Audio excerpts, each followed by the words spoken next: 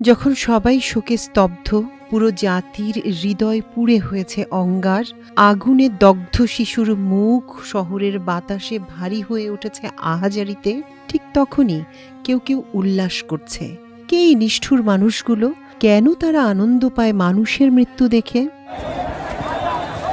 আজ আমরা কথা বলবো একটি ভয়ানক প্রবণতা নিয়ে, যা রাজনীতির নামে মনুষ্যত্বকে পদদলিত করছে। অনেক আগে থেকেই আমরা দেখে আসছি, বাংলাদেশে যখনই প্রাকৃতিক বা মানব সৃষ্ট দুর্যোগ নেমে আসে, তখন পাশের দেশের কিছু হিন্দুত্ববাদী গোষ্ঠী সামাজিক মাধ্যমে আনন্দ প্রকাশ করে। এই অমানবিক প্রতিক্রিয়া আমাদের ব্যথিত করে, কিন্তু এটিকে আমরা বিদেশি বিদ্বেষ বলে দূরে সরিয়ে রাখি। কিন্তু এবার সেই উল্লাসের তালিকায় যুক্ত হয়েছে বাংলাদেশেরই একটি ভয়ানক নাম, আওয়ামী লীগ।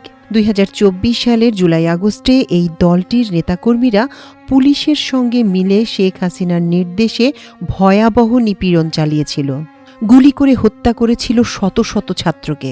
বর্তমানে দলটির সব ধরনের কার্যক্রম নিষিদ্ধ করেছে অন্তর্বর্তীকালীন সরকার।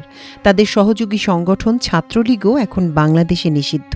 ভারত সহ বিভিন্ন দেশে পালিয়ে গেছেন তাদের শীর্ষ সব নেতা। তাদের অনেকেই এবার উত্তরায় মাইলস্টোন স্কুলে প্রশিক্ষণ বিমান বিধ্বস্তের পর শিশুদের মর্মান্তিক মৃত্যুর মতো হৃদয় বিদারক ঘটনায় উল্লাসে মেতেছেন। শিশুরা যখন পুড়ে অঙ্গার হয়েছে, তখন তারা ফেসবুক সহ সামাজিক যোগাযোগ মাধ্যমে মেতে ওঠে হাসি ঠাট্টায়। মায়ের কান্নার সামনে দাঁড়িয়ে তারা ফেসবুকে হাসির ইমোজি দেন। এটাই কি রাজনীতি, নাকি নিছকই মানসিক বিকার? আজ হাজারো মানুষের রক্ত দেখে তাদের মন ভরে না, আগুনে পুড়ে যাওয়া শিশুদের শরীর দেখে তারা হাসে। এই কথাগুলো শুনলে হৃদয় কেঁপে ওঠে।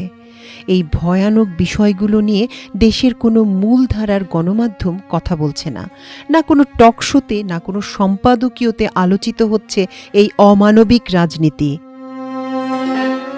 যারা মানুষের মৃত্যু দেখে আনন্দ পান, তাদের হাতেই গত ১.৫ দশকের বেশি সময় রাষ্ট্র, সরকার এবং গণমাধ্যম বন্দী ছিল। ২০২৪ সালের জুলাই আগস্টে গণহত্যা চালিয়ে তারা দেশ ছেড়ে পালিয়েছে, কিন্তু তাদের নির্মমতা এখনও থেমে নেই। মানবতা যেন হারিয়ে না যায়, মনুষ্যত্ব যেন বেঁচে থাকে। এই আশায় বলছি, জেগে উঠুন, প্রতিবাদ করুন, এখনই সময়।